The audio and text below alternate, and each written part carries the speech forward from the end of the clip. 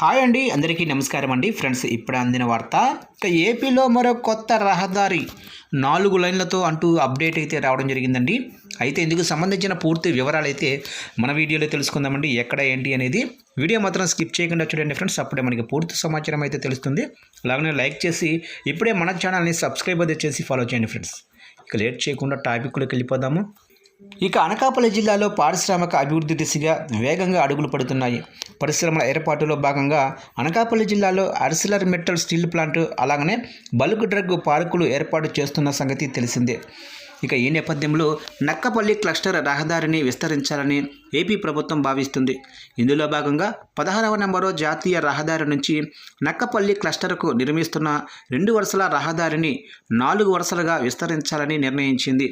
ఇక ఈ మేరకు ప్రభుత్వం అనుమతి కూడా ఇచ్చింది.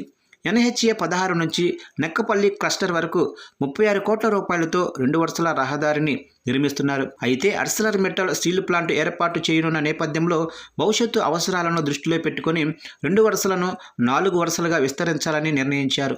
ఇందుకోసం 67.20 కోట్లు ఖర్చు చేసేందుకు ప్రభుత్వం అనుమతి ఇచ్చింది. మరోవైపు అనకాపల్లి జిల్లాలో పరిశ్రమల ఏర్పాటు నేపథ్యంలో నక్కపల్లి మండలం కాగితా నుంచి నిర్మిస్తున్న ఇండస్ట్రియల్ కారిడార్ను మరింత విస్తరించనున్నారు. ఈ ప్రాంతంలో Arcelor metal steel plant, bulk drug park ఏర్పాటు పనులు జరుగుతున్నాయి. భూసేకరణ ప్రాంతాల్లోనే గ్రామాల్లో రహదారులు, పరిపాలనా భవనాలు, కాలువలు నిర్మించనున్నారు. అలాగే ఫ్యాక్టరీలు ఏర్పాటయ్యే ప్రదేశానికి చేరుకునేందుకు నేషనల్ హైవే నుంచి 4.4 కిలోమీటర్ల మేరకు రహదారి నిర్మిస్తున్నారు. 2025 మార్చి నెలలో ఈ రోడ్డు నిర్మాణ పనులు ప్రారంభమయ్యాయి. ఈ రహదారి నిర్మాణం కోసం 26 కోట్ల రూపాయలు ఖర్చు చేస్తున్నారు. మరోవైపు ఈ రహదారి మీదుగానే బల్క్ డ్రగ్ పార్కు, స్టీల్ ప్లాంటుకు వాహనాలు రాకపోకలు సాగించనున్నాయి. ఈ నేపథ్యంలో దీనిని మరింత విస్తరించేందుకు ప్రణాళికలు రచిస్తున్నారు. మరోవైపు విశాఖపట్నంలోనే మధురవాడ ఐటీ హిల్లో రహదారి నిర్మాణానికి ప్రభుత్వం అనుమతి ఇచ్చింది.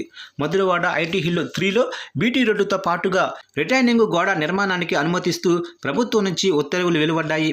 ఈ రహదారి నిర్మాణం కోసం ఏపీఐఐసిసి టెండర్లు కూడా పిలిచింది. ఇందులో అందరికంటే తక్కువగా కోట్ చేసిన కాంట్రాక్టు సంస్థకు పనులు అప్పగించేందుకు ప్రభుత్వం అనుమతి ఇచ్చింది. ఐటీ హిల్స్లో వివిధ పరిశ్రమలు ఏర్పాటవుతున్న నేపథ్యంలో ఈ నిర్ణయం తీసుకున్నారు.